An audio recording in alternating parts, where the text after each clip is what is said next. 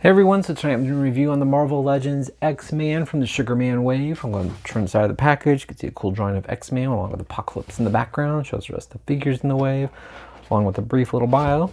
It has the Age of Apocalypse logo up top. We're going to get this guy opened up and check out the details. So first up, he comes with 2 out of the 4 Sugarman arms. Pretty creepy looking, the bent pointy finger. All right, now looking at X-Man, it's got a really cool head sculpt. It's got a straightforward, looking serious. Got the white eye. I love the effect on his eye here. It looks really cool. It's got the translucent yellow, then it turns into that purple, but it really looks really cool. I think they did a really cool job. I just like how far it comes out. It's got the white bangs. It is missing a little bit of paint right there on the first side. Luckily on the front, facing forward, you can't really see it, but definitely on the side there.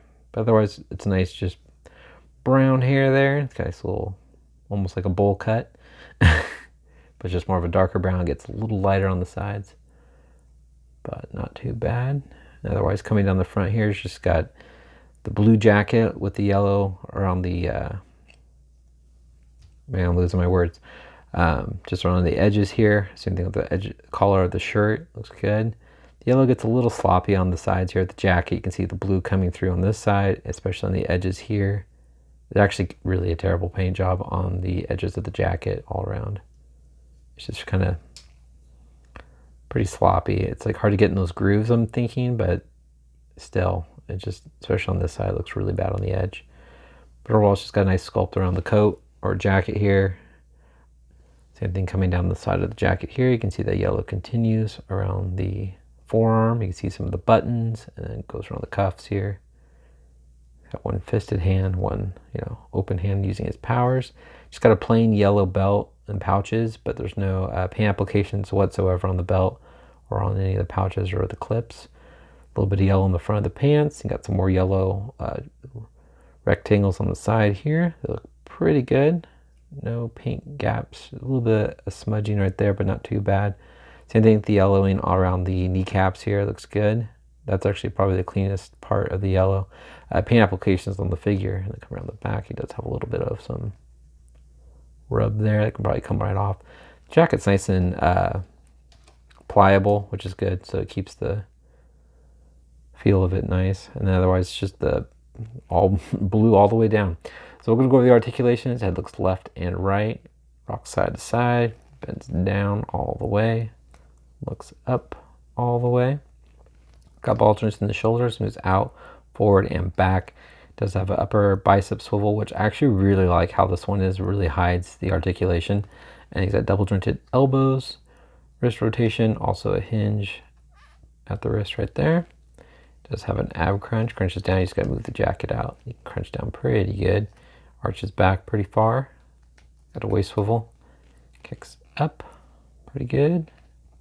Spreads about, actually really far for like the older, Hasbro. It's not the newer joints where they come down. Upper thigh swivel, double jointed elbows, boot rotation, ankles move down, they move up. He does have nice ankle rockers and pickles the bottom of his feet. So we'll go and show you guys how tall X-Man is, and then we'll get in some comparisons with Cable. All right, so X-Man stands a little over 6 inches tall. And then here he is next to some of his alternate version of himself. Thanks to Shannon for giving me that info. Here's the old Toy Biz Marvel Legends Cable. He's a little bit taller than him. He's kind of definitely a small Cable. And then here is one of the other versions we got from Hasbro of Cable. And the most recent, which is my favorite Cable currently. You can just see how much taller he is next to the Toy Biz one. Toy Biz one was cool though. I mean, it was the only Cable we had for the longest time until he came out. And then I do not have the MCU one or the Sony Pictures, or Fox, I should say, Fox Cable from the Deadpool 2 movie. Hopefully I'll spot them at Walmart soon. But anyway, what I was saying is it's just crazy to see the difference. And this was the Cable we had for the longest time. I do not sadly have the brown suit variant of the Toy Biz Cable. He's still pretty pricey. And he's a hard figure to find, especially for a decent price. But I thought this was kind of a cool little comparison to give all the different variations of Cable that I have, at least.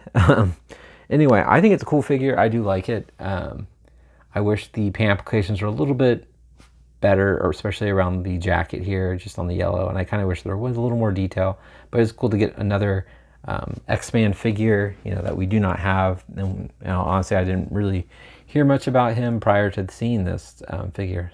So it shows how uneducated I am on some of these characters. But anyway, I hope you guys enjoyed this video. Please leave a comment, hit the like button, and subscribe if you haven't. Take care.